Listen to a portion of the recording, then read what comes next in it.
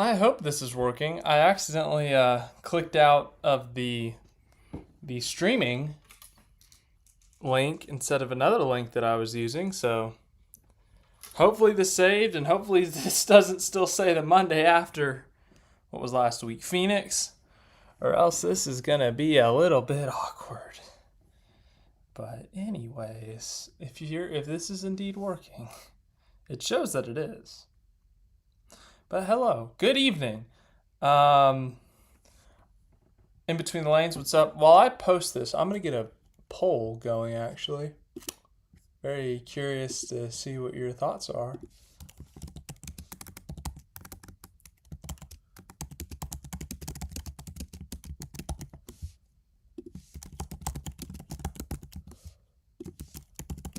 I'm very curious to see what the result of this poll is going to be. Hello, Micah. But all right, I got distracted making that poll.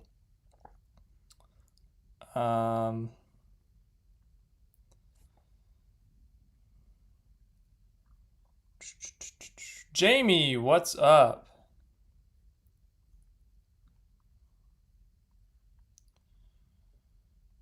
Just a couple more seconds here. I take a while.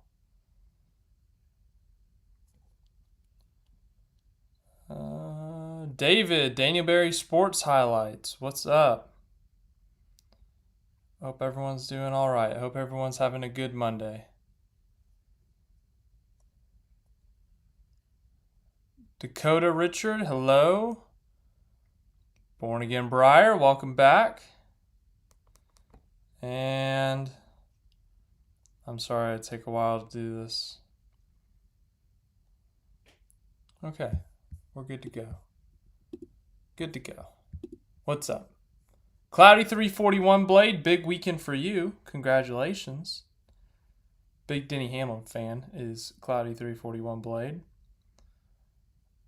So, let's start off with the hot topic that everyone is talking about here. I just realized the tabs I forgot to put up, but we can pull them up separately here in a minute. Okay. I put this question here. Everyone go vote on this poll, but it's going to be our first topic of discussion. Obviously, last night I did not do a race recap. I missed the first stage and a half of the race. I was coming back from Arlington. So I did not feel that I was going to have anything good enough to make a race recap or whatever. But the hot topic is Daniel Suarez and Ross Chastain. They got into it. I don't want to get copywritten here, so we're just gonna chunk this. So Chastain kept on hitting him after on the cool down lap, and they had this little discussion here, right? And it's all good, they're just talking right here, right? So what happened is the first incident happened on lap 2. Chastain came up the racetrack, kind of doored Suarez. It was nothing. Suarez did a little video about it. He put it online. He put it on his YouTube, so you can go check that out. But he talked about how that Daniel Suarez didn't really care about that incident. He just kind of blew it off and was like, whatever. And it was Chastain who kind of did that. But the thing Chastain was mad about was about 3 or 4 to go. Suarez was going to pass him, and he washed up the track and just kind of forced him up the track. And I don't even know if Chastain hit the wall, but it didn't cost either of them track position. They both still finished, I think, 17th or 18th. But Chastain was mad. He kind of bumped him on the cool down lap. From Suarez's point of view, he said, he waved his hand out the window saying, my bad, I messed up. You can be mad at me. And then after the race, Suarez, this is from Suarez's point of view, he was going to apologize to Chastain, and Chastain was not really having it. As you see here, they had a good little discussion for about 10-ish seconds before Chastain started shoving him, and then I believe that's Chastain's PR lady. I've seen her before, but kind of steps in between them. And then we got this NASCAR official guy who also steps in between them, and we have crew guy here. Where it gets very interesting is the internet decided, and I will get to the comments here in a minute, but we got to break this thing down first. The internet decided to decipher some of the comments, or from this point of view, what Chastain was saying. And one of the things Chastain allegedly said through all this, I don't know if you can see right here. Maybe it's a little bit before. Okay, so first things first, we're going to zoom in, mega zoom in on Ross Chastain. Oh, there it was. Okay. So supposedly, allegedly, Chastain said, "You got fired." So here we go. It looks like he says that. And, Daniel Suarez in his post-race vlog or race recap that he put on YouTube, he did say that Chastain said something disrespectful or said something that was out of line and that he lost respect for Chastain in that aspect. And it's very interesting. It stirred up a lot of debate, discussion, whatever else you want to call it, because you look at these two, they were teammates for so many years, but they seemed to get along well, it seemed like. And I would have never guessed that there was any beef there, but Suarez was talking like they never seemed to get along almost. And there's a lot of people. Oh, it says it's disconnecting. You got to be kidding me. Oh, there we go. It's reconnected. But saying that, Suarez is on this revenge tour because he got booted out of Trackhouse. And yeah, like Suarez, he got booted out of his ride, essentially. He missed out on that third Trackhouse seat, whatever you want to call it. And if he's upset, he's allowed to be upset. But, also, you look at his history so far this year and the clash. Him and SVG got into it a little bit. And, Suarez got on the radio and said, like, tell SVG I'm going to kick his butt or something. And then there was the incident at Coda where he dumped Zilich. And now we've had this with Chastain. So if Daniel Suarez is trying to prove that he does not have any anger or beef or animosity towards Trackhouse, it's not really showing right now. So it's just a very weird, just very bizarre, just that these two are so hostile, I guess, towards each other, because it seemed like they were getting along for so many years as teammates, but then here, race 5, when they're not teammates and they're getting a little shoving match almost. So, or I guess it was a one-way shove. So anyways, wanted to talk about that for a minute. Let's see how far behind I am in the comments. 16 of you have voted. 62% think Daniel Suarez would win in a fight against Ross Chastain.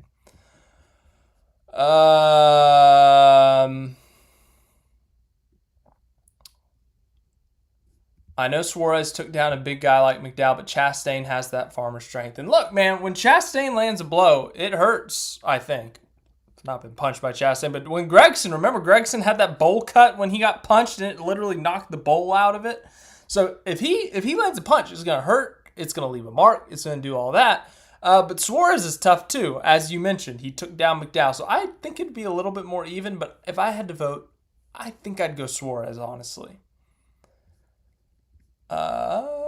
We'll get to fantasy later. I didn't even get a tab open for it. I have 3 straight top 5s. I would like to bring that up. Martin, hello. Denny winning the next 4 races. What are the next 4 races? Darlington, he could win that.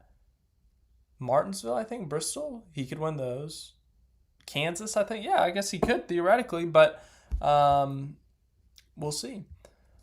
In between the lanes says let the drivers fight. Yeah, for sure. I mean, it's kind of like hockey. Once it gets to a point, you got to break them up. But if they want to punch each other in the face or, do a shoving match or whatever, just, if they hit the ground or, it gets too ugly, like there's blood and stuff, then that's where you kind of get in, grab someone by the collar and pull them out of there. Don't do what that Logano crew guy did to Hamlin and pull him to the ground, but, get him out of there. Pick him up, like what Steven Adams did. The NBA player, not Adam Stevens, the crew chief. So,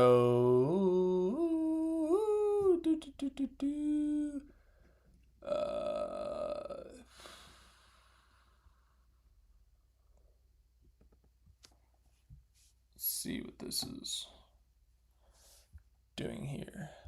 P&K, hello. Will Denny catch Dale Sr.? You, Cloudy3411 Blade, you never say that someone is going to easily win 4 NASCAR Cup Series races in a row. It hasn't been done in almost 20 years.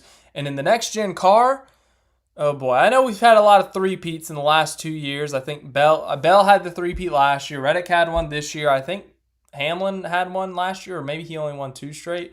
But 4 in a row, don't say easily. Like you're silly if you're saying easily. Denny to catch Dale Sr. So if he is truly retiring at the end of 2027, he's at 61 right now. 76 is the number to tie. That's 15 wins in a 1.85 years. So he's got 36 races next year. He has 31 this year. So out of the 67 races left in his career, supposedly, he would have to win 15. Hold on, I gotta pull up the calculator. 15 divided by 67 equals. He has to win 22%, so just under a quarter of the remaining races in his career, and we can already eliminate the road courses. He could win a super speedway, but he's not going to win a lot of them. So that takes some of those out of the equation. So then you have to over-win at like the intermediates and the short tracks, which he's capable of, but 15 is a lot, man. That's asking a lot. I think 70 is achievable. I think that's definitely achievable for Denny Hamlin. Like if he could do what he did last year, win 5 or 6, that gets him to 66, and then all he has to do next year is win 4. So I think 70 is a little bit more realistic. If I had to guess, somewhere in the 66 to 69 range is what my guess would be, but we'll see. We will see. George Jones, hello. Yeah, Kimi Antonelli, he did win his first F1 race. I did not watch it. I did not watch a single second. I don't think I even watched the highlights, so we're not really going to talk about that one. Unless you guys want to, then I can just guess what happened.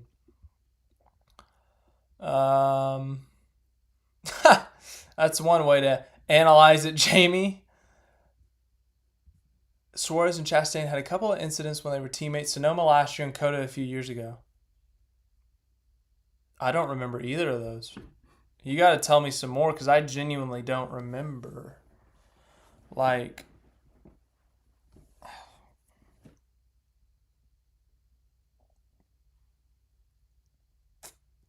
I don't remember. Yeah, Christopher Bell, he's from Norman, Oklahoma. So that's like 20 minutes from Oklahoma City, maybe less, honestly. So yeah, that's his home team. So he went there, did some promotion. He was doing a lot of promotion for Texas Motor Speedway last week. Austin Dillon. Oh, God. He finished 12th. That's actually not a bad day. Started 11th, finished 12th. That was a good points day. Speaking of the points, let's look at the points. So, yeah, the points are looking a little bit more normal. We hit 2 normal ovals, and no offense to those guys who were up here earlier, but it's a little bit more normal. 23-11, 23-11, Penske, Gibbs, Hendrick, Gibbs, Hendrick, RFK. But that's about where Buescher is every year anyways. Gibbs, Penske, RFK, and the Spire guys, and SVG. So it's kind of back to normal where we have our top tier, top heavy teams, which is 23-11, I would say, is now in that mix. We have RFK on the top part of the bubble. We have one of the Gibbs cars up here, one of the Penske's up here, and then we have our real bubble, which is RFK, Trackhouse, Spire, Colleague, Front Row, Other. So it's kind of evening out a little bit. Obviously, after Darlington, this will shift more. Obviously, the biggest loser this week was Shane Van Gisbergen. Biggest winner was Denny Hamlin, obviously, big week. You win a race, you get all those bonus points. Ty Gibbs, 3 straight top 5s. I want to talk about him a little bit in a minute. Austin Dillon, 5. Whoever brought Austin Dillon up, there he is, up 5 spots in the standings. And Chase Briscoe. We talked about this last week. Chase Briscoe could not afford to continue this horrid start to the year where they have DNFs, even when they have the speed to have the DNFs. When it comes to the regular season, when it comes to getting yourself a very good seed in the chase to try to win a championship, you can't be a lower seed. You can't be a 7 seed.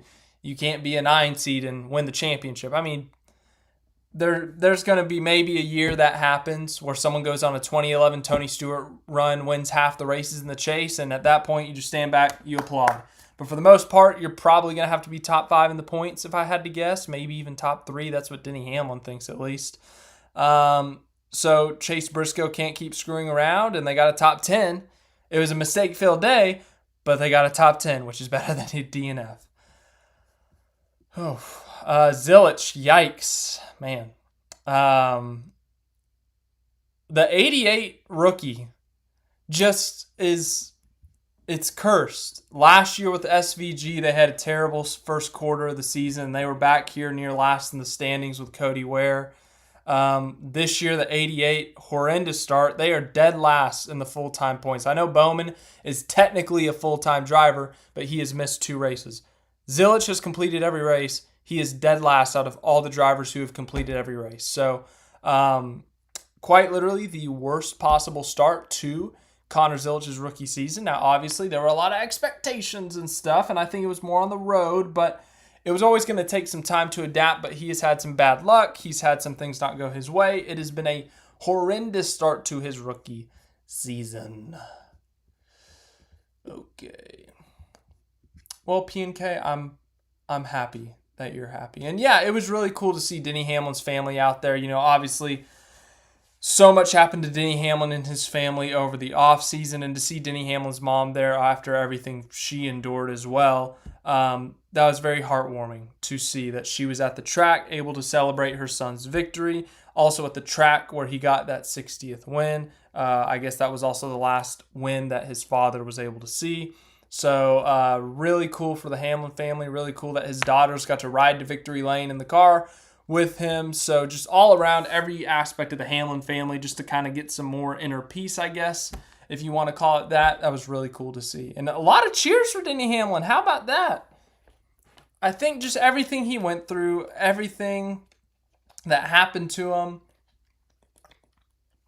I think even the lawsuit, you know, standing up to NASCAR, I think that resonated with some people. I think he gained some fans, or at least, you know, got enough respect from some fans that they won't boo him anymore. So there was actually a good amount of cheers when Denny Hamlin won the race. He's turning that corner. You know, Kyle Busch turned it after he left Joe Gibbs Racing. Jeff Gordon turned it at the end of his career. Jimmy Johnson turned it at the end of his career, where we saw these guys, just something finally clicked, where people realized we don't get them that much longer. We need to stop booing them and appreciate them a little bit more.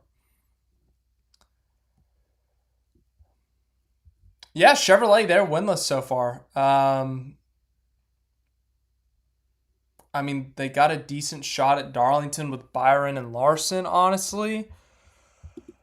Elliott's really not that great at Darlington in the next-gen car, if we're being honest. And then outside of that, we don't know who's in the fourth Hendrick car right now.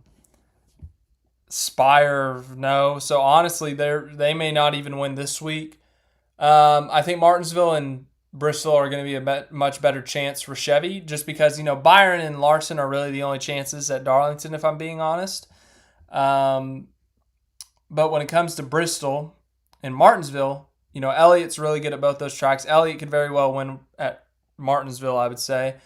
Bristol, Allmendinger's had some good runs there. He could shock the world, I guess. I don't know. Chevy's kind of weak this year, it feels like, just because the unpredictability of Spire and Trackhouse. So, and we'll get into Trackhouse because they had a horrendous Sunday. Horrendous, let me tell you. You know what, Matt Smith? Matt Smith, we'll get back to you in a minute. Have you watched the new Speed with Harvick and Buxton? And if so, yes. Or do you like it? I love it. It's a perfect meeting for all motorsports. Yeah, the AI thing is annoying. It's kind of a trend with all these big corporations are doing all this AI stuff, and I don't want to get into a rant on that. Back to the original point. I've only watched like their interviews. Like I watched the Mick Schumacher and Connor Zilich interview, so I don't really have a good feel or a good enough feel outside of that. So I thought that was pretty good, honestly. But outside of that, I don't think I've watched enough of it. All right. I forgot to pull up the tab for fantasy. Let's go to fantasy. So, fantasy. Here's my lineup, and here are my picks. I only missed one pick. But look at this. After being dead last in the points 3 weeks ago and picking 3 straight top 5s up, I'm up to 16th in the standings. I'll take it. But when we come over to the race results. Look at that. Another top 5. I'm so happy. I don't know why I looked at that screen. The screen's right there. All right, Matt Smith, 53, brought it up. Matt Smith, you're here. Matt, congratulations on your win. Is that your first one of the season? I think it is. I can't remember. But if that's your second one of the season, congratulations on another win. But if it's your first, good job picking up your first win on 2026. Welcome to the club. Matt Smith, 53, is our Las Vegas winner. Super Gamer Bro, 89, ties for second place. We have a tie for second place with Speedy Petey. I finished 4th. I'll take it. Oscar Dave and Boosted Cal and 16.5 seconds. Oh my God, look at all these ties. Holy crap. We had a 3-way tie for 5th. And then we had Aussie Matt and Kiwi Brocky tying for 8th. We had a 3-way tie for 10th. A 3-way tie for the top 10. We had _Aaron _ Kirk Memorial Motorsports and Klaus Van Gissenbergen. What? And we had a tie for 13th. We had a tie for 17th, a tie for 19th, a tie for 22nd, a tie for 31st, a tie for 41st, a tie for 53rd because those people didn't put in their entries. But oh my goodness, so many ties. So the top 10 technically consisted of 1, 2, 3, 4, 5, 6, 7, 8, 9, 10, 11, 12. 12 people. There were 12 people in the top 10. Let's go to our league standings. Kirk Memorial Motorsports is our new points leader. RT Racing is in second place, only 15 points behind though. And then Kingswood is currently in third, only a couple points behind there. Tyler Hernandez, 6th. I saw him down to the 30s. Rough day for you. You fall to 4th. You were our points leader last week. Kiwi Mike, you're up to top 5 in the points, my friend. Speedy Petey, really good race this week, tied for 2nd, up to 6th. The tie for 6th with Oscar Dave. David Jerry, 24 fan. David, you're here. You are 8th, tied for 8th. Another tie. Oh my goodness. With Aussie Matt. Boosted Cal, 10th. Rum DGP, 11th. Our first season champion, Dan the Jets fan, is 12th. Micah, you're here. Matt Smith, you're here. You guys are 14th and 15th in the standings. I am 16th. I will gladly take it. I don't think we have a chase in this thing. If we have the option, we are not doing it. We are doing full season. But if we did have a 16-field chase, I would be in right now. Kloss, you're 18th. Jamie, lifelong Logano fan, you are 20th. Anyone else that's here? Nee, I think I saw you in the comments. You are 28th in the points. Who else is here? I know I'm so far behind on the comments. It's been a chaotic week, just with Arlington and everything. And yeah. Dunkin' Donuts, last season's champion. That championship hangover continues. 44th in the points. Let me tell you, as someone who's down there in the points, you can overcome that in a 3-week stretch.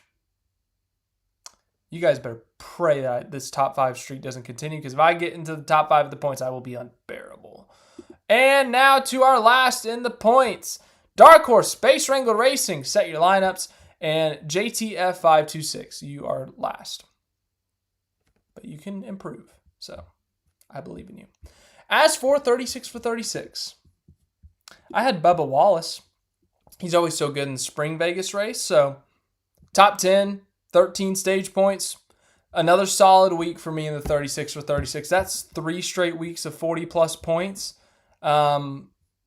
Just good usage, if you ask me. Obviously, would have preferred Hamlin this week, but hey, you know, it's whatever.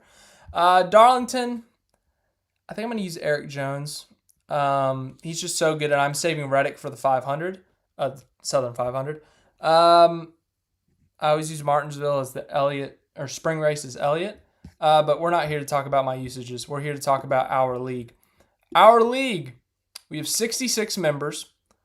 I wish it told you like who won this week. That would be really nice to see who actually picked the winners, but we have a points tie. We have a tie for the points lead between Boosted Cow and Dolphox. 225 points for our leaders. Leaders, plural. Geesey Racing, number 41, is in third, only a few points off. 2X29K is fourth. Mankato Mike, apologies if I pronounced that wrong. Crew Dog is sixth. Rocky Mountain High 7th. Holding on, once again, a very clever name. They're in 8th. TRX Oregonian is 9th. D's Lugnuts is 10th. I'm 12th. I'll take it. People who are here. Mike, you are 17th. Klaus, you are 21st. Micah, you're 23rd. David, you are 24th. Jamie, you are 34th. If I miss you, I'm sorry. Nee, you are 40th. Oof, rough start to the year for you, Nee. Tyler, you are 50th. Marty, if you're here, you are 49th. Yeah. A lot of entries this year, so this is exciting. We've had so many people. But back to the comments. I'm so far behind. I'm doing a terrible job tonight on that.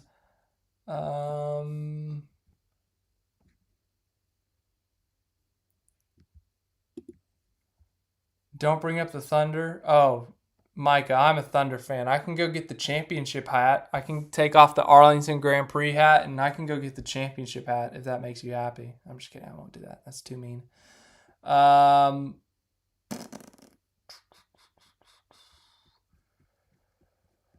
Paint schemes. Yeah, let's go through the paint schemes. In between the lanes, it's your weekly segment. Paint schemes. That Yahoo paint scheme is honestly growing on me with the Yahoo all the way around. I thought the 2024 one was really good. Like, it was really good. It wasn't too much, wasn't too little. Napa scheme is whatever. The Raptor scheme is solid. It's better than the puke green. Interstate batteries on the 20 still feels weird. Normal. It was different, but I don't remember what it was called, but it was fine. Normal. Trimble, I think it's a fine paint scheme. Normal. Oh, Breast Tree. Hate that paint scheme. That was really cool that they threw back to Kurt Busch. I was at that Kurt Busch. That ended up being his final win. Obviously, we did not think it was at the time, but very solid paint scheme. We can nitpick that paint scheme all we wanted with the spacing, whatever, but it's a very cool paint scheme, honestly. Don't remember. Solid. Another solid Pennzoil scheme. I missed the blue Pennzoil scheme. And, remember 2 years ago they had the yellow and black one? That was a great one. Normal. Normal. Don't remember what he had, but probably normal. Ugly. I hate that tri-state paint scheme. It looks like a test paint scheme. I'm going to say it. I like the white Chili's paint scheme better than the black Chili's paint scheme. I know everyone's like, oh my God, it looks like Dale Earnhardt's paint scheme. I like the white one better. I'm sorry. I think Hocevar should be himself. He should have his own paint schemes and everything, and he should be his own driver. And I really like the white Chili's paint scheme better. That's just my opinion. Speaking of, they are running a Dale Earnhardt throwback this upcoming week, and it is very, very cool, I will admit. But in terms of the normal Chili's paint scheme, I like the white one better. I don't remember. Monster, probably. Normal, I guess, for the 48. Justin Allgaier was different. Don't remember. Probably normal. I thought this was a solid scheme. Don't remember. Dude, this was a paint scheme of all time. The 97 this week was a color barf.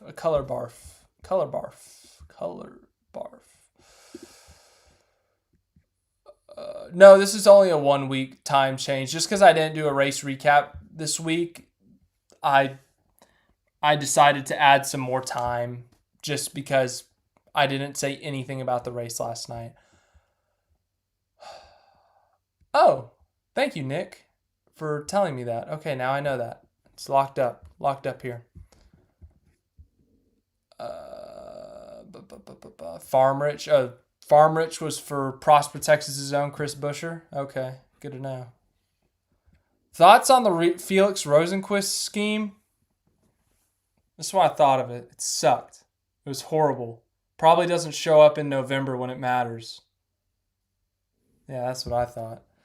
Okay, let's talk about Arlington. We got to talk about Arlington.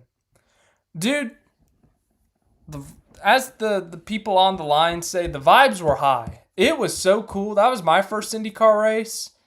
And just the vibes in the air. So many people were in Arlington. Like, dude, Friday for IndyCar, GR Cup, and USF Pro 2000 practices. It was a pretty packed house. Like, I thought Friday was going to be pretty empty just because it was practice. But a lot of people showed up. The fan zone was buzzing. Like, people were there. People were excited. Like, I was thoroughly surprised on Friday. And honestly, that momentum continued through the weekend. Saturday, like, dude, I was in turn 1 on Saturday. That grandstand was pretty full on Saturday. And that grandstand was active. Like, anytime a car got a little bit out of line, stepped out a little bit, the crowd, like, in unison, and this grandstand, like, it wasn't a bunch of people just sitting there on their phones, going through their TikToks or their Insta what's and whatever. Like, people were watching it. People were, if they had their phone, they were doing what I'm doing, recording everything and getting cars going by and cheering on their favorite driver. We had chants of Pato for Pato Award when the Texas A&M car went by. The Texas A&M fans cheered. One time it got booed, though. That was really funny. I really liked that. I thought about joining in. I should have. Anyways, back to the original point. Like, there was this one time David Malukas went by during qualifying, and he like took turn 1 really wide, and he kind of like hit the throttle really hard to kind of save it. So he started to like slide just a little bit. And you heard from the entire grandstand, you hear a little, oh. And then it's the quick cutback for turn 2. And he literally like drifts through turn 2 and just the entire grandstand, oh, like just freaks out. So like, I mean, Saturday, the turn 1 grandstand was so fun just because everyone was so locked in on what was happening on the track, reacting. There's this guy 2 rows in front of me who was literally on the edge of his seat for 5-6 hours, however long it was, just watching it. It was so cool. So Saturday was pretty epic. Then the race Sunday, obviously. I mean, just bumping around from the different sections in the GA. So I'll put a video together. I think I'm going to put it out Wednesday. I think I said that. So I have a schedule for this week. This week's schedule. So tonight, the Monday after, you're currently in the schedule. Wow, congratulations. Tomorrow, I'm going to do my March Madness bracket. I do it handwritten, probably with this pen. I will be right here with a camera looking down, and I will be doing my March Madness bracket. And then I've been already going through some footage, but my Arlington GP vlog, I use that word, but I don't do like what most people do for vlogs where like they record themselves and they're like that. I'm taking videos of what's happening on the track, but I also don't do what some other people do. I don't go through every single section of the fan zone and I'm like, look what they have here, look what they have here. I'll do a couple wide shots, or if I see something crazy, like on Sunday, the wind was crazy and all the tents were down. And I thought, oh, that's kind of, just took a video. So most of it's going to be like on track stuff. So sights and sounds, Arlington Grand Prix at the track vlog thingy, that will be on Wednesday. So yeah, but as for Sunday, obviously the race got moved up an hour due to winds. And let me tell you, that was a fantastic decision. It was windy on Sunday morning and early afternoon. Like every once in a while you'd get a gust and you're like, wow, that's some wind right there. But for the most part, it was just normal breezes and a little bit of light wind. But about 20 to 30 minutes after the race ended, it got rough. So I walked from the Ranger Stadium all the way to the other side of AT&T to exit, because that Collins Street has a bunch of fast food restaurants. And my strategy the entire week, because I'm cheap and I didn't want to pay for parking, so I would Uber to the fast food restaurants because it's about 3/4 of a mile, so you don't get like surcharged. Well, anyways. So I'd go, eat lunch or eat dinner or whatever. But point being is that walk back was terrible. It was horrendous wind, like what they forecasted, 50, 60 mile an hour gusts. I was terrified. Like, you can see everything. It's not like it was pouring rain, but just looking up at the trees and seeing the way the trees and the power lines are moving, and you're like on a sidewalk. So I got into a Wendy's, chilled at a Wendy's for an hour. But when I finally got back to my car, like 5 miles north after the Uber, 10 miles, whatever it was, I started running to my car because there's these 2 huge gusts that are happening. And I turned the corner and go into the wind. And I kid you not, the wind like knocked me over. I didn't like completely wipe out, but it was like punch you in the face, huge gusts of wind. So the call to move that race up an hour was a great call. But the wind was horrible after the race. A little bit scary. I almost got knocked over. I'm not tiny. I'm 6'1", 200 pounds. So, like, the wind packed a punch. But as for the actual race day experience, it was really cool. The sights were awesome. The crowd was awesome. Like, lined up all across the fence in the GA zones. Like, the grandstands were sold out. Like, it was a super, super cool experience. So, that's... I was thinking about it last night, but that's the 3rd inaugural race I've ever attended, and like all 3 have been really cool. But also, all 3 inaugural motorsport events I have attended have been hindered in a very weird way.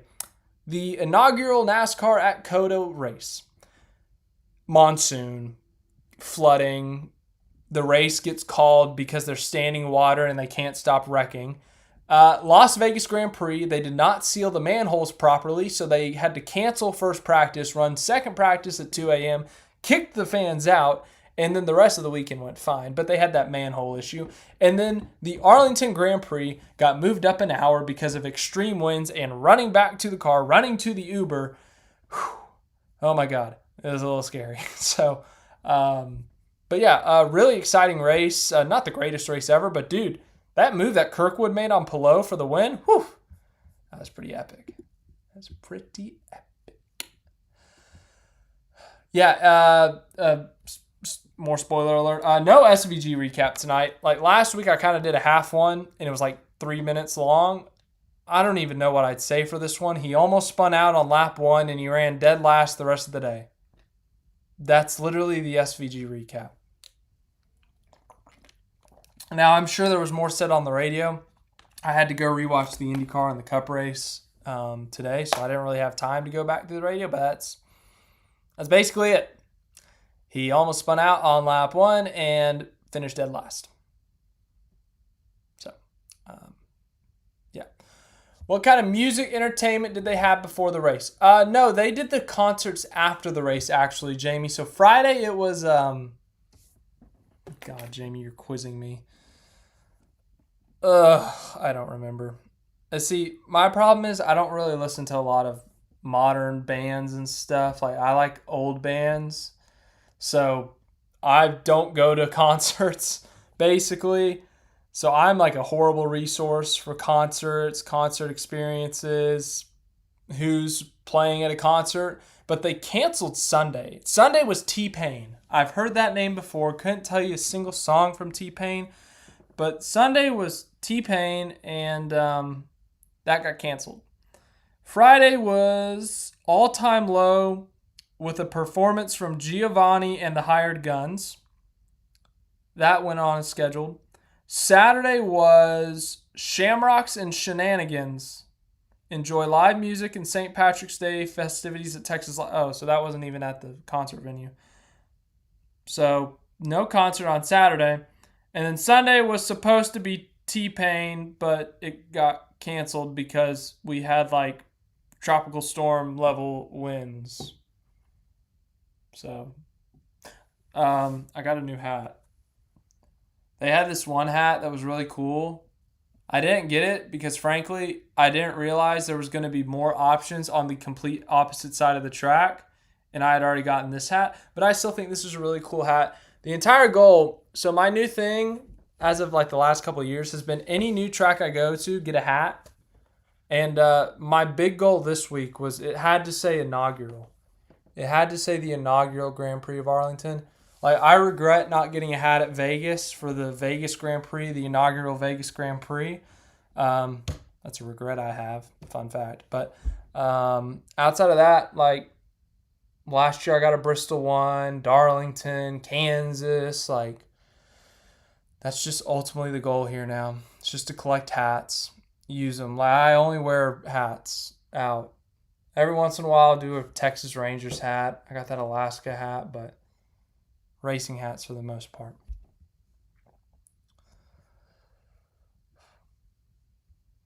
It's so Martin. It had nothing to do. The wind had nothing to do with the racing itself. It wasn't like a danger to the cars or anything. Literally every single thing around the racetrack, whether it was a grandstand, whether it was the pit building, whether it was a tent, whether it was the grandstands, like literally everything was a temporary structure. So it was a genuine danger to everyone for the wind. Like hats flew off the entire walk back. I was watching people's hats fly off. I put mine in my bag, but just it was too dangerous. Even when you tie down those tents, even when you put concrete on them, if one of those chains or one of those ropes gets loose and it throws off something metal and it goes and hits someone, there's liabilities, and a tent goes flying, one of those small tents, just they couldn't risk it, and it was a safe call. It was a good call to run that race early. It was dangerous. I mean, there were people who lost power around here. The local news was talking about it that night. Power was going out. They had to shut down a major part of the interstate. So up north, we have Interstate 35 splits for around Dallas and Fort Worth. We have east and west. So right at the remerge up north in Denton, they're doing a bunch of construction for a new overpass. Well, the wind blew a bunch of 2x4s off of the new overpass onto the current interstate overpass, and they had to shut down the overpass, the current overpass, because a bunch of 2x4s were scattered and falling off because of the wind. So, I mean, interstates were shut down. People were losing power. Like, it was a very chaotic Sunday night here in the DFW area. So, but no, that was my first IndyCar race. It was so cool. It was epic. You could get so close to the action too. If you had a GA ticket, if you had any ticket, you could just go up, not on the catch fence, but there was probably a few feet between a fence and a catch fence, and you could stand behind this fence. I mean, I got a lot of footage I'll share. I've already shared some of it with you. I have a playlist. So if you missed some of the Arlington Grand Prix videos that I posted, I have a playlist. You can go check that out. But it was just so cool. Like, to be that close to an Indy car, just the power that they have, the speed that they have. I mean, that was the coolest thing for me, is that straight between 3 and 4, you could just see the raw speed of those things. Like, the NASCAR cars are super fast. Like, you get to see those speeds on the ovals and stuff, but the road courses, they take a while to get up to speed, and, they got so much space between the gears because they have so few gears and stuff. But the Indy cars, they have so many gears and they have so much power, and they just phew, right on by you. So the Indy car is just so cool, especially when you can get that close to the cars on the straight. So hopefully some fans got converted over the weekend. Yeah, Colonel Sanders, stay safe, man. I hope you got your power back. But yeah, the wind was insane. Even today, it hasn't been as insane, but it's been a little bit crazy. But yeah, last night was the worst by far. Oh yes, observation. NASCAR observation this weekend. Jamie, you just reminded me. With the exception of the Daytona 500, but technically that's tied in to this point, so it technically counts. Every single race winner this year has had some sort of streak involved with it. Tyler Reddick won the first 3 races of the season, so that takes care of Daytona, Atlanta, and COTA. Ryan Blaney won at Phoenix for his second consecutive Phoenix race that he won. That took that. And then third, Denny Hamlin. Denny Hamlin has his second consecutive Las Vegas win. So all 5 races this year have somehow, some way had some sort of a streak thrown in there or plotted in there or involved or however you want to say it. So I thought that was really cool. I thought that was a neat little tidbit. But hey, anyways. Yeah, no, the Panhandle always gets crazy wins. I feel like there's always videos of 18-wheelers in the panhandle getting knocked over by the wind. But O'Reilly race, I'm going to be honest, I saw less than half of the race. I haven't even gone back and watched the highlights yet. I'm sorry. I apologize. I know Larson sucked in the first half of the race, and he started to pick it up. And then, obviously, the last quarter of the race, he just did what we all expected him to do. That was my Monday pick. That felt like a really easy Monday pick, though, so I don't know about that. Cup guys 1-2, Sheldon Creed, Allgaier, Sammy Smith, top 5, good for him. Corey Day impressed, honestly. You know, he's been getting a lot of flack and stuff for wrecking people, and like, as he should. Like, he's been wrecking people, but he had a lot of speed. He led some laps up there. He drove up there and took it. Obviously, that last run did not go his way. He faded. He was up here in the top 5, faded to 8th, but another top 10. I think he's got 3 or 4 top 10s on the season so far. When we come over here to O'Reilly points, 7th of the points. Like, it's a solid start. 4 top 10s on the year for Corey Day in the first 5 races. So, honestly, solid start despite all the riffraff, I guess, if you want to put it that way. Anything else? That's all I got. Oh, the Taylor Gray Sheldon Creed thing. That was interesting because, you know, Sheldon Creed kind of dumped him, and Taylor Gray went up there and told him he was number 1, and yeah. Lewis Lynn Channel says, as a Byron fan, I'm still upset that Hamlin lost the championship, but I feel like he deserved it. What makes it even more of a bummer is Byron caused the last caution. Yeah. Dude, they kept on asking Denny. Denny's in his post-race press conference about a win he had yesterday in the year 2026, and all of these questions are about him losing the 2025 championship at Phoenix. It's like, man, he just won this race. His family's there. He's all happy. He's getting some inner peace after everything that's happened since November. And you're bringing it home. I don't know. But just he was getting so many questions on Phoenix that I was like, man, someone asked him a question about Vegas or something. And he did. He got some questions. They were asking him, like, what's it like to win 61? How cool is it to have your family here? So, AC's on, and it's like freaking 20 degrees outside or something. Sorry, 41 degrees outside. Anyways.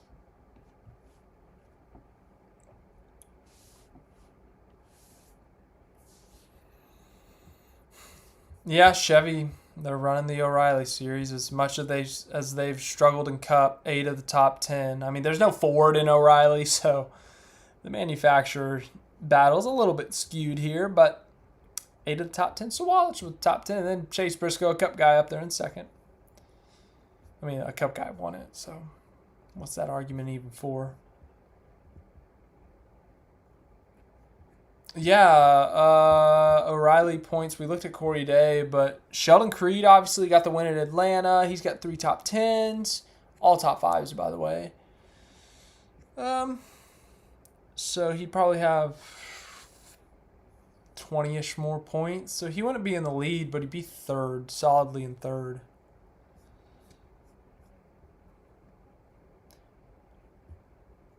Denny's already cemented as an all-time great. I don't know what he's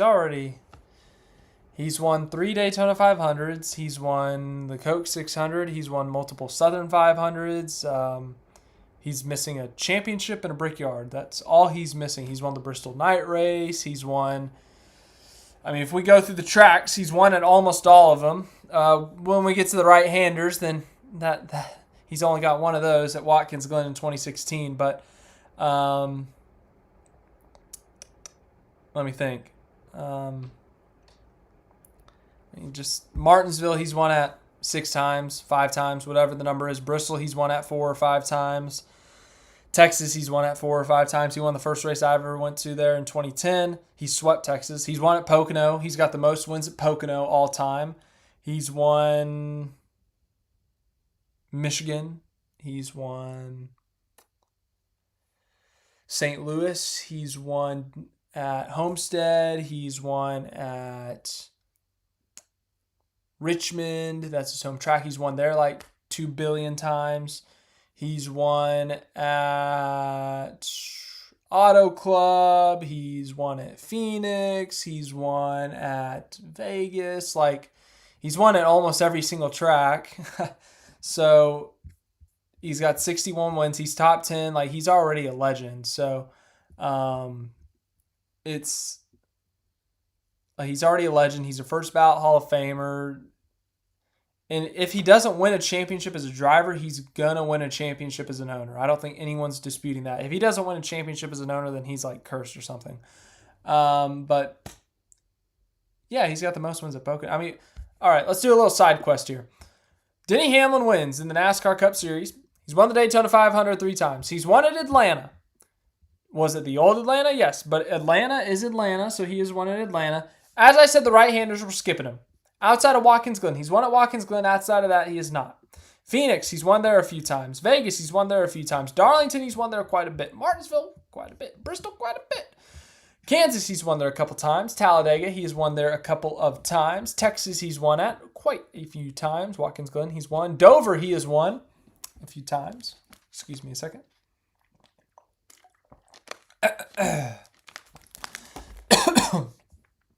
Nashville, he has not won at. Okay, we found one. We found one left-hander that he has not won at. Michigan, yep. Pocono, yep. No one's won at San Diego, so he's got that going for him. Sonoma, 2016, oof. Chicagoland, he has won at. Or, sorry, I don't know why I'm adding that. Atlanta, we already went over. North of Wilkesboro is about to be new. Indianapolis, that's a big one. Iowa, but it's only had like 3 races, so how much do we even count that? Yep. Yep. Yep. Yep. Yep, yep, yep, yep, yep, yep, yep, yep, yep. So he's only not won at 3 ovals. And I think one of those we haven't even run at. And the other one we've only run at 3 times. So, yeah.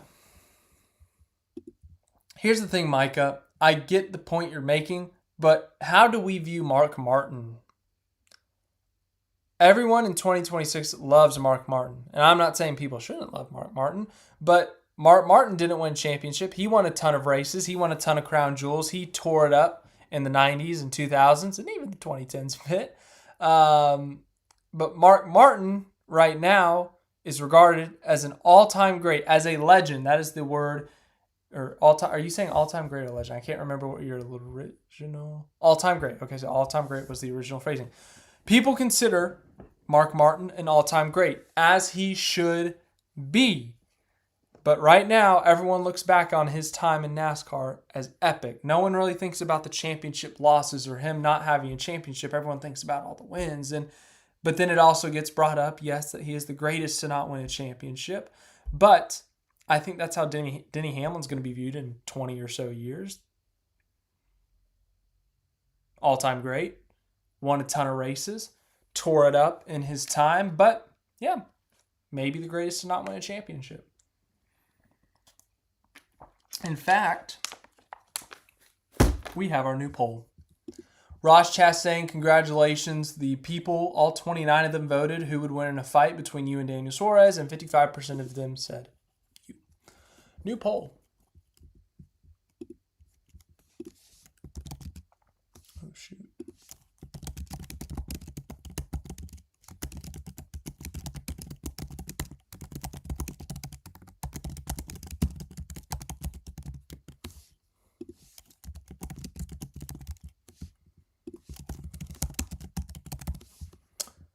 I'm very curious what your thoughts are, because I have thoughts on this one. Yes, I do.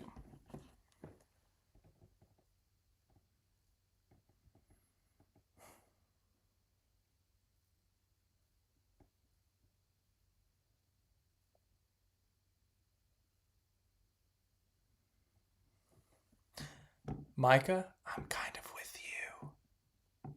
That's kind of how I feel, honestly.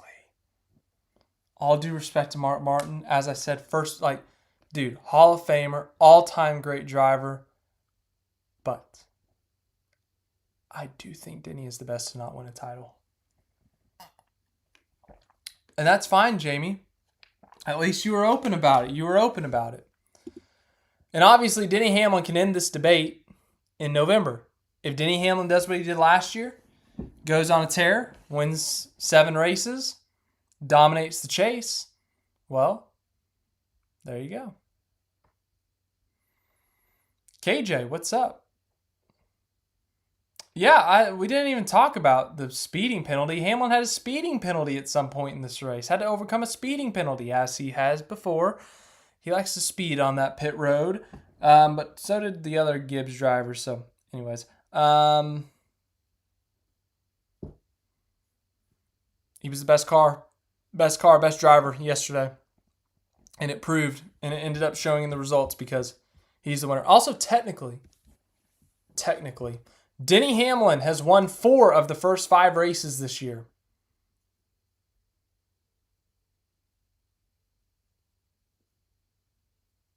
Fun fact. Did you know that?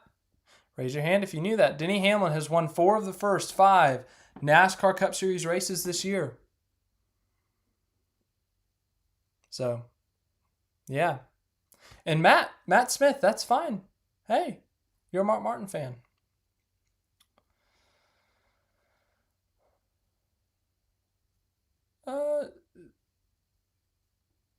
Yeah, I get it, Lewis, but Larson's 2021 championship should not be disputed in any way, shape, or form.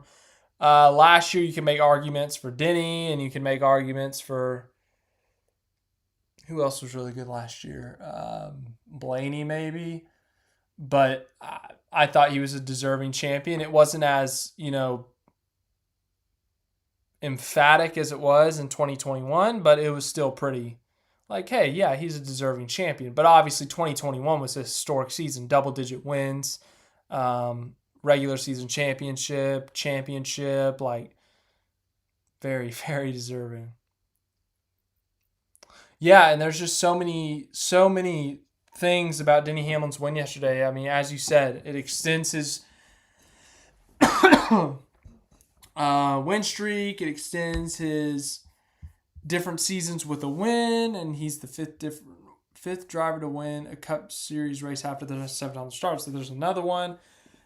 So yeah, and obviously everyone's been pointing out, but he's actually been on a real tear the last 7 years. Like from the beginning of his career, 2006 to 2018, I think he has like the same amount of wins as he did from 2019 to present. It's not supposed to work that way. As you get later into your career, you're supposed to deteriorate. You're supposed to get worse. You're supposed to fall off. You're supposed to get washed, Denny Hamlin's not really showing any signs of slowing down. He won how many races last year? We were going to look at Ty Gibbs Racing reference. I just want to quickly point out 3 top 5s in the first 5 races. His career high is 8 top 5s. He's on pace to smash his previous record. But Ty Gibbs has been doing really good these last couple of weeks. I really wanted to point that out. Really good few weeks here. They need to capitalize. They need to blow last year out of the water statistically. Right now, really good start. Despite the first 2 races sucking, 3 straight top 5s, 3 completely different types of tracks. Oh, look, he's on my recently searched. Denny Hamlin. So, I forget what I was looking up. All right. As he gets older, he has continued to win. Dude, he has had multiple wins since 2019. Every single year except for this year, because this year it's only been race 5. He had 6 wins last year. As a 44-year-old, 6 wins. That is crazy, right? Led over 1,000 laps. Got really close in 2024, really close in 2023. So 2018 was his last winless season. In fact, I think that's his only winless season. Denny Hamlin from 2006, his first season, his rookie season, to 2018. 5, 7, 8, 9, 14, 15, 23, 27, 28, 29, 31. 31 wins in the first 13 seasons of his career. 30 wins in the last 8 seasons of his career, and we are currently in season 8 of that. We're barely in. So he is more than likely going to win 2 more races this year, which means he will have more wins since 2019 to from the 2019 to 2026 timeframe than he did from the 2006 to 2018 timeframe. And this is like supposed to be your prime right here, right? Well, his prime has been right here, ironically enough. So, genuinely crazy stuff that Denny Hamlin is doing this late in his career. The longevity of race car drivers, if you can have longevity in your career, you're a different animal, honestly. Like, honestly, that's like, we saw Jimmy Johnson fall off. We saw Kevin Harvick those last couple of years. He went winless in his last season. Kyle Busch is going through it right now. But, I mean, Jeff Gordon won in his last season. Tony Stewart fell off, but he won in his last season. But, you know, Jeff Gordon competing for a championship in his last couple of seasons. Denny Hamlin right now. I'm trying to think of other guys.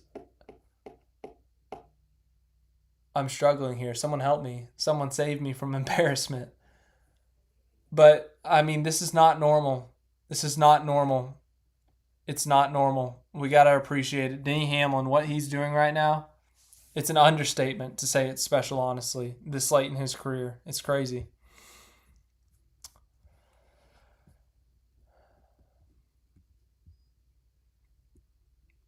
Yeah, Matt Kenseth. That's another great example. Matt Kenseth, he won his second to last race as a full-time driver. Do we really count the part-time stint with Roush? And do we really count the random Chip Ganassi racing when he replaced Kyle Larson? How much does that count? But, I mean, let's look at the names that are getting referenced. Rusty Wallace, yeah, I think he won late in his career. Jeff Gordon, we already discussed. Kevin Harvick, I mean, he went winless in his last year, but the year before he won a couple of races, so he didn't fall off a cliff. And also, that was more of a Stewart-Haas racing thing, if we're being completely honest. Matt Kenseth, Jimmy Johnson fell off. Like, no, Jimmy Johnson's not in that discussion. Yep, Richard Petty, he had a horrible end to his career. His last 8 or so seasons, I think he went winless. Sterling Marlin, I'd have to study a little bit more on that one. Dale Jr. was terrible at the end of his career. Now, whether it was the head injuries or not, his last 3 seasons he went winless, I think. So, missed the playoff thingy like the last 3 seasons of his career. So, yeah, Micah, I take that back on Harvick. I know I said Harvick initially, but I take it back. Harvick, it was more of an SHR thing if we're looking at it, honestly. So, yeah, I'll take that back. That's on me. Sorry, Kevin Harvick. You were still pretty great at the end of your career. Yeah, Kyle Busch and Jimmy Johnson are a little comparable right now, which is not really what you want to hear considering how Jimmy Johnson's career ended. Yeah, Earnhardt was still really good. I remember, all these documentaries you watch about Dale Earnhardt, like going into the 2001 season, there was all this hope and optimism that he'd have one last push for that 8th title, and unfortunately, we all know how it ended. But he had a good 2000. I mean, he won in his last full-time season, right? So it's like only the elite of the elite, and even some of the elite, they don't get to end the career on the high note. They don't get to end their career winning like Gordon, like Dale Sr., like Kevin Harvick even-ish. A lot of these guys end on long winless streaks. So if Denny Hamlin plans to end his career at the end of 2027, he's not going to be on a long winless streak, if we're being honest. Like, even if this is the last one, well, that's a shorter winless streak than Jimmy Johnson. That's a shorter winless streak than Kevin Harvick, I think. Maybe not. You might have to correct me if I'm wrong on that. It's a shorter winless streak than Dale Jr., than a lot of big names. So, yeah. It's crazy. Oh yeah, I forgot. Yeah, Junior's last season was 17. I was thinking 18 for some reason. So yeah, Dale Jr. was winless in 17. 16 he only ran half a season, so do what you want with that.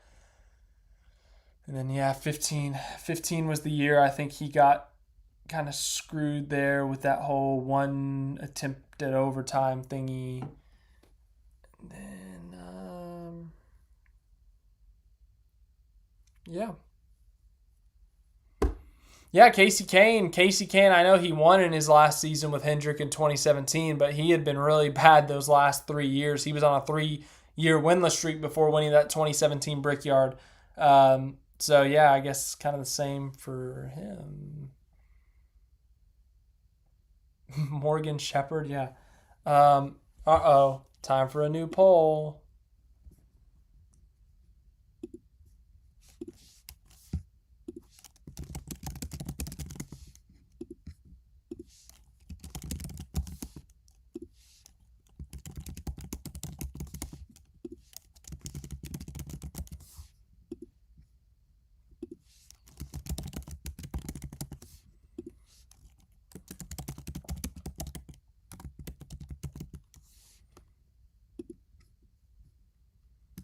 All right, everyone go vote on the new poll. Let's see, is it up?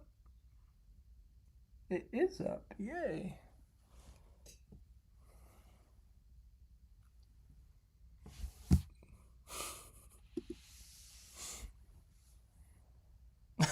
It's funny to watch it shift at the initial votes.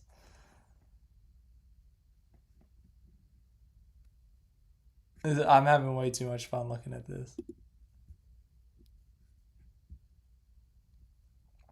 Yeah, Truex had a great end to his career. I know he went winless in his last season, but I mean, he won multiple races in 23, and 2022 was what it was in terms of the playoffs.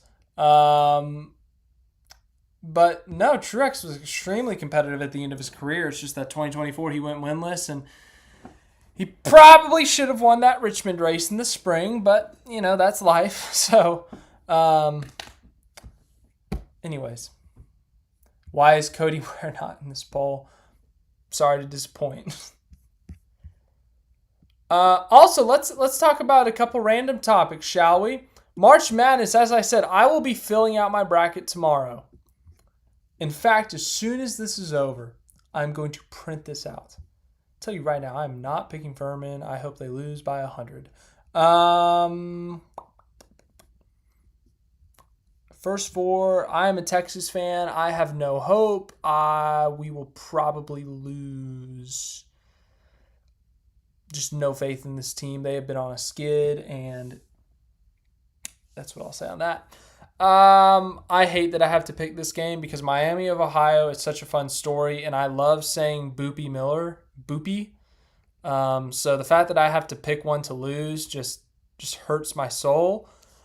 Most intriguing matchups early, if I'm being honest. If we go through here. South Florida's hot right now. That could be interesting. They could maybe get something done there. Vanderbilt McNeese. That could be really interesting. Remember, I think it was McNeese last year that was one of the 5-12 upsets, maybe. Nebraska still seeking that first ever tournament win if they can't do it as a 4 seed. I don't know what to tell them. This is one I got my eye on right here. North Carolina, they're a little bit beat up right now. VCU, the Rams, you never know. St. Mary's, man, I so desperately want St. Mary's and Gonzaga. I did not get my annual St. Mary's Gonzaga matchup in the West Coast Conference Championship game this year. Santa Clara ruined it. The last year that Gonzaga is in the West Coast Conference, I did not get the annual tradition of Gonzaga St. Mary's in that final. Well, guess what? They can meet in the national championship game. If I was rigging this thing, I would rig it for Gonzaga and St. Mary's to get one last matchup as conference opponents in the national championship. other intriguing matchups when we come over here. Oh, Kentucky, Santa Clara. Speaking of the West Coast Conference, man, Santa Clara, they might be sneaky. Now, Iowa State, that is going to be a tough team to beat, but I think they can beat Kentucky. I think it's possible. I think this will be an exciting game, honestly. I'll let you know who I pick tomorrow. Texas Tech is a very, very curious case. Their best player's out. Their second best player's coming off an injury, I think. They've been a little bit inconsistent since they lost JT Toppin, but they've also gotten some huge wins. I think they beat Iowa State at Iowa State. So they have been I don't know. I don't know what I'm going to do with Tech. This is going to be an interesting one because it's in St. Louis. Dude, I'm telling you. Let me tell you. I don't want to spoil my picks tomorrow. Just Hawaii. Arkansas high off of the SEC championship, feeling good about themselves. Don't let the Rainbow Warriors get hot. Don't let Hawaii get hot. They might have some tricks up their sleeve. You never know. Classic 5-12. Very random matchup. And a 116. So, who is the most likely 116 to happen? None of them. None of these 1 seeds will be losing in the first round. I guarantee it. But Arizona would be most likely. But it's not going to happen. Anyways, random topic number 2. Did anyone watch the Oscars? Anyone? No? Okay, well, the F1 movie, the F1 official account is tweeting about their Oscar victory. Happy birthday, Born Again Briar. Hope you have a great birthday. I really do. But, yeah, the F1 movie won an Oscar. That was a cool movie to watch in theaters, though, and the sound was pretty epic. I love a good sounding movie, man. When there is great sound in the movie from those speakers and you can feel it in your seats, that's just, it's an experience you never get to feel again. Well, I mean, I guess you get to feel with other movies, but dude, this movie, Kill Bill, elite. This movie right here, with the sound specifically, elite. So Top Gun movies, which is kind of the same people. So right here, darn good job. But yeah, it was a really good. It was a solid movie. I thought it was a solid movie, and the sound, some of the visuals, should it have won the Best Picture? No. But sound, I think that's fair. That's fair.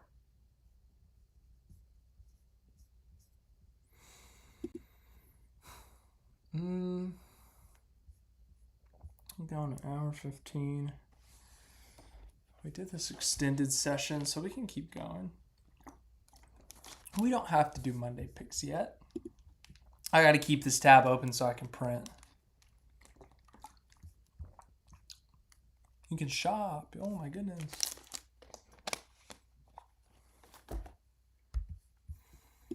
Racing reference. We already went through that. This was the points. Oh, I need to look at my laps lead leader chart thingy. I can't organize it anymore because they changed the website. Ugh, it's been years and I'm still complaining.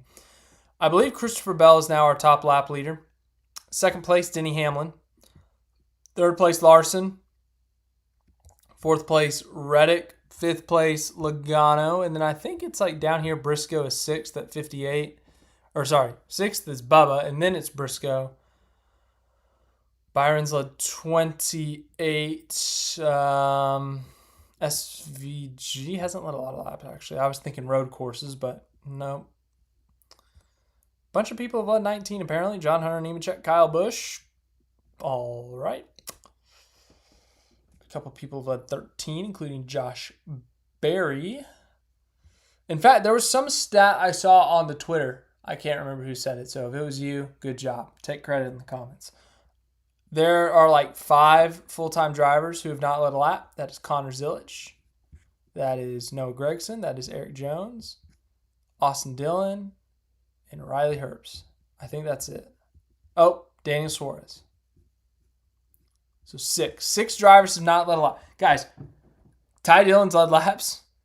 Look at this. Cody Ware has led laps. But Connor Zilich has not led a lap. Noah Gragson, Eric Jones, Austin Dillon, Riley Herbst, and Daniel Suarez have not. Cody Ware has. Tough. Yeah, Lewis Hamilton finally got his first Ferrari podium. That was wild, I think. I didn't see the race, but he got it, so good for him. There's a joke about something in there at some point, but I don't want to make the joke.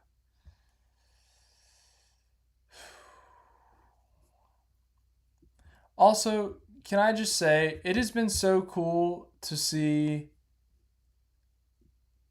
all this excitement and all this like positivity around the Arlington street race. Like everyone is so excited. All the drivers are all hyped up. All these teams are hyped up. Everyone around here is all hyped up and everyone is talking about it. That's, to me, that's so cool. So, because there's been some negativity. Like the Chicago had some negativity. Vegas F1 had negativity. But Arlington was like, hey, this is pretty cool, right? So it was nice to have something go nice in a good way.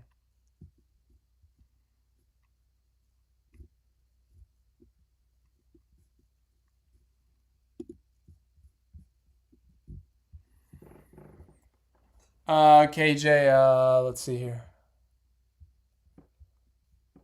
Oh, well, that's neat. No offense, KJ, but I don't think Kyle Busch will be winning this week. He is not my Monday pick. But, hey, you never know. He had that close call at Darlington in 2024, so you never know. But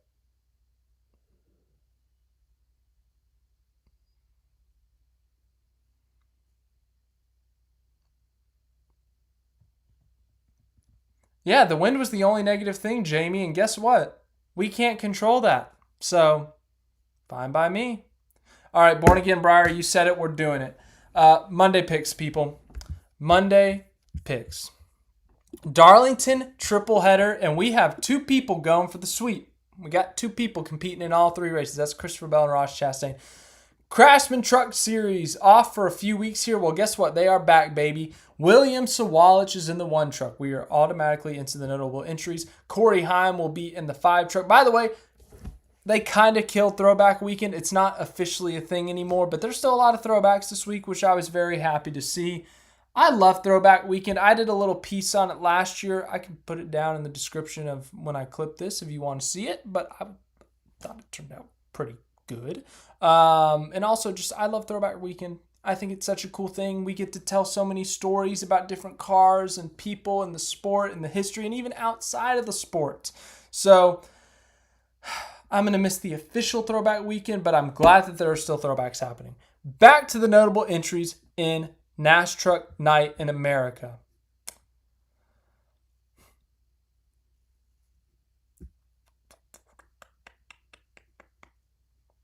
Corey LaJoie's in the 25. He's in the All-Star truck for Ram. Ross Chastain's in the 45. He is going to be attempting the triple. Christopher Bell also attempting the triple, where you try to compete in all 3 races and try to sweep all 3 races. It's only been done twice, and it's only been done by Kyle Busch. Carson Hocevar is going to be in the 77 truck. And yeah, so there you go. All right, let's look at these NASCAR Truck Night in America picks.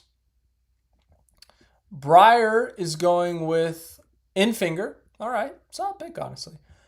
In between the lanes is going with Christopher Bell. David says Corey Heim. Honestly, a solid pick.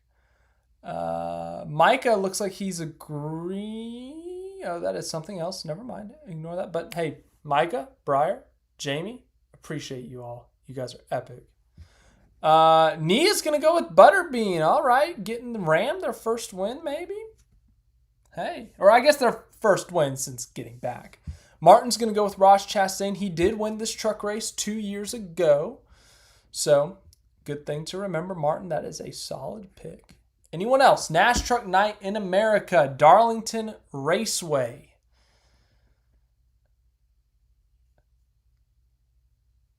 Micah, I have not inserted anything into the swear jar in 2 weeks. You are trying to get me to lose some money. You better watch yourself, Micah. You better watch yourself. Micah is picking Christopher Bell for the O'Reilly series. We've not quite got there yet, but we will. John Ray is going with Mosack. Matt Smith's going with Caden Honeycutt. Jamie's going with Heim. KJ's going with Majeski. Wild card. A wild card? Oh boy. I mean, making a Monday pick is hard enough. Picking a wild card? Geo, maybe, I guess. But my Monday pick, I'm going to go Christopher Bell. Christopher Bell to win NAS Truck Night in America. Yeah. Yeah, Micah, I'm onto your games. I'm onto your games. You better watch it. Now let's move on to the O'Reilly Auto Parts Series. Go to the entry list here. All right. So we have I at the ripe young age of 126 in the 5 car. We have Ross Chastain in the 9. Once again, he is attempting to do that triple or whatever we want to call it. Christopher Bell is in the 19 Joe Gibbs Racing car. Going down the list. We have Myatt Snyder, Hendrick Motorsports legend, in the 30.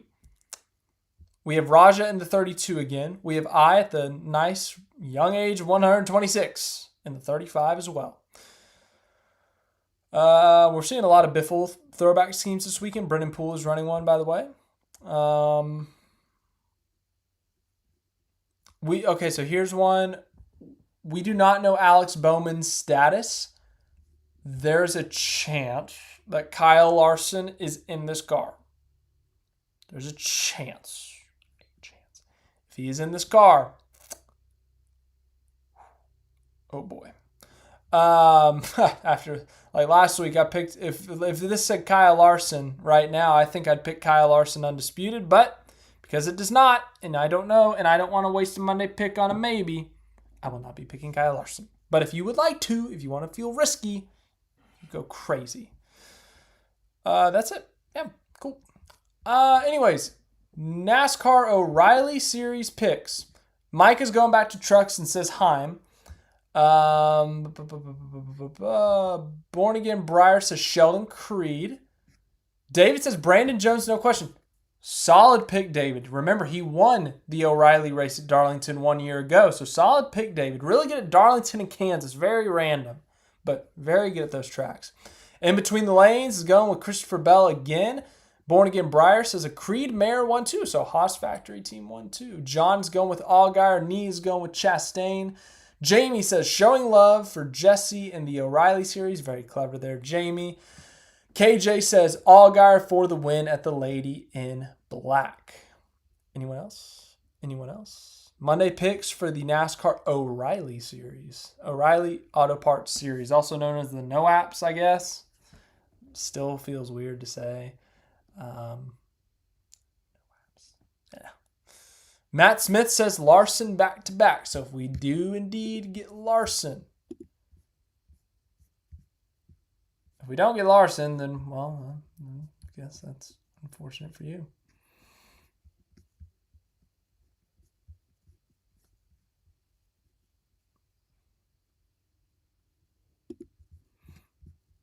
Martin says Jeremy Clements. All right.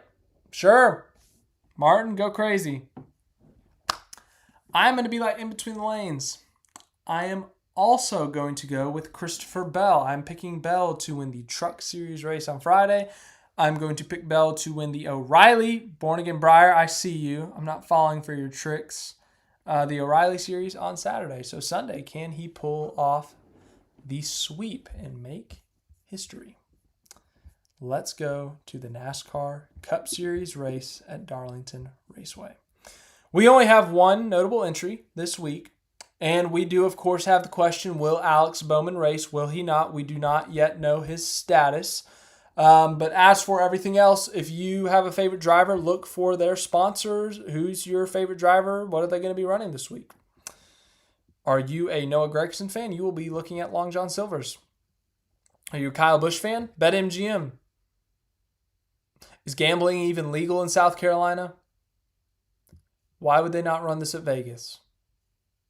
Anyways, Oh, that is such an ugly paint scheme. Oh, please God, don't do another throwback UniFirst. that was a horrendous one last year. Denny Hamlin sports clips. Oh, they had an elite throwback last year.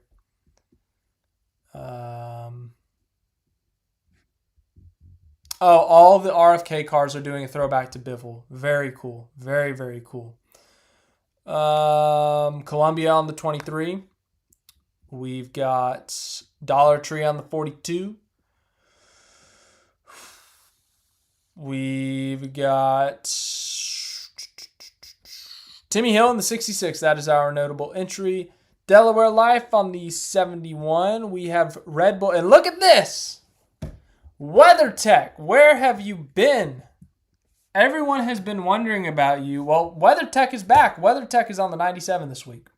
So I'm curious if they're just going to do the normal like WeatherTech kind of thing, or are they going to do a throwback? Are they going to switch it up and make the car red and blue, or is it just going to be the basic white WeatherTech paint scheme? So there's been a lot of questions about this company and their sponsorship of Trackhouse. So there they are on the entry list. WeatherTech 97. Anyways, Monday picks for NASCAR Cup Series race at Darlington. Oh boy, here we go. Born Again Breyer says Dennis Allen Hamlin goes back to back. All right. Micah says Riley Herbst will lead all 293 laps, lap every driver in the field. In all seriousness, my pick is Denny Hamlin. Well, Riley Herbst drives for Denny Hamlin, so technically you'd be right if Riley Herbst won too. Matt Smith says Byron, he had the race, won last year. David says William Byron, no question. All right. Martin says Brad Keselowski because of the Greg Biffle throwbacks. Remember, Brad Keselowski, his last win was at Darlington 2 years ago. Time to Talk 100 says Ty Dillon. In Between the Lanes says Bell or Hamlin for Sunday, but see Bell for the sweep. All right. That would be history. That would be history. Jamie, the lifelong Logano fan, is going with Joey Logano. Micah, yeah, I know. The UniFirst schemes, and they get worse, man. They get worse. This green and ugly gray is just so bad. KJ says Hamlin for 2 in a row or Reddick finally wins at Darlington. Nee says Reddick. John says Larson. We got a lot of wild card picks in here. Mr. Steal Your Luck says Austin Dillon. Justy8056 says Gregson. Big Gang 2939 says Allmendinger. At Nikolai P. Culp fan says Suarez. Martin was the one asking for wild card picks, by the way. So, any other Monday picks for the NASCAR Cup Series at Darlington? Darlington Raceway. Barry's actually... Barry, that's a sneaky one. Remember, he crashed on lap 1 last year, but he qualified 3rd. And he ran top 5 in the spring before I think he crashed there too. So Barry's a sneaky pick. He would be in that wild card category, I think. Yeah, I forgot about that too, and I was literally there, man. So, my Monday pick. In Between the Lanes, you stole my thunder. I've been sitting on this ever since I saw he was doing all 3. I picked Bell for trucks. I picked Bell for O'Reilly. I ruined the call. Picking Bell to do the sweep, to make history. It was a Joe Gibbs Racing driver who did it the first time in history. It was a Joe Gibbs Racing driver who did it the second time in history. It's going to be a Joe Gibbs Racing driver who does it for the 3rd time in history. And Christopher Bell will sweep the weekend with trucks, O'Reilly, and Cup. So, yeah. Good. Those are my picks. So, thanks for making Monday picks, guys. Good job. We'll see how we do. Obviously, Darlington is going to be... It's going to be interesting. There's been a lot of talk about this tire fall off and how crazy it's going to be with the extra horsepower and the lack of a diffuser and all that. So, I'm excited. Obviously, the O'Reilly race is going to be crazy as always. Truck's crazy as always. But, yeah, Jamie, that would be right. If I pick correctly, that would be right. So, thank you guys for watching this thing. Another successful stream. As I said, this week's schedule. Tomorrow, I'm going to do my March Madness bracket. It will be terrible. I will get a lot wrong, but hey, it's fun. I will make a group if you want to join that bracket group. And then as for the rest of the week, Wednesday will be my Arlington Grand Prix experience vlog, sights and sounds, behind the scenes, whatever you want to call it, mashup. And then that's all I have scheduled. Then we got Darlington. So thanks for watching. Hope you enjoyed. We will see you next week for the Monday after Darlington.